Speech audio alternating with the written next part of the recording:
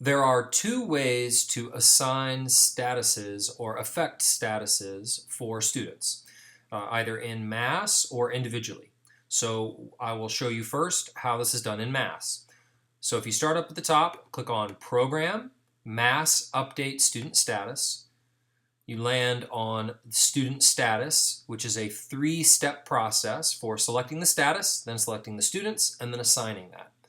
So I'll just use an example of special education, which will give a purple dot within the system. So within special education, there are all of these different classifications.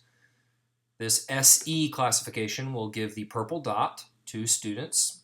You're going to click on Assign Status in the bottom right-hand corner. Then you're going to search for your students. If you know the students, you can search for them individually one by one, or click the search button and see all students. So I'm just going to select a student here, then click Next, and put in a date. In this case, I'll put in the first day of school. And let's say we don't know when the student is leaving, so I'll leave the end date blank. I'll click Submit, and I get a message up at the top that the student had been added successfully. So this is how you can go through and do funding source, level of integration, meal status, program services, special education. Any of these statuses can be updated in mass. Individually, you want to go to Student, Student Profile, and again, search for the individual student or click Search to see all students. And you will see this purple dot next to the name of the student that you have assigned that status to. So as you can see, there are several students that have that purple dot. This green dot means that they have a 504 in place. And again, this is a status that can be assigned through Mass Add Status. So if I click on this student's name, a pop-up will appear, which will show their student profile. There is a Status tab, which if you have the permissions to see, you will see that listed in the student profile. And then you will see all of the different statuses that have been assigned to that particular student.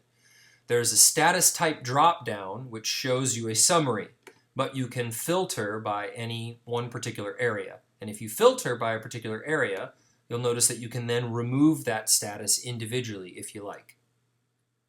So again, if it's on the summary, it just summarizes and shows you. You cannot delete it. So if you want to delete a status individually, you need to filter, change the filter, and then you can remove it right from here.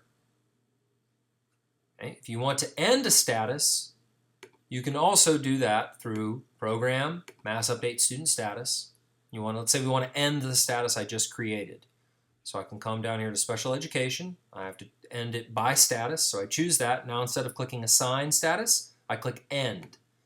I search for the student, click on the name once, it moves it over to the Selected Students box. I click Next, and now I want to put an end date, let's say of today.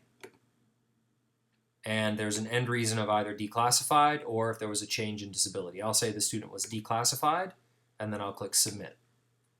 Now, when I go back to that student's profile, we'll notice that that status, first off, the notification icon has changed. And we'll also notice that when I go to the Status tab within the profile, that you'll see a completed record here and the exit reason. Now let's say that was a mistake and I wanted to remove it, I would filter by that particular status and then go ahead and delete it and say OK, and that status has been removed from that student. This is how you assign a status and end a status either in mass or affect those statuses individually for each student.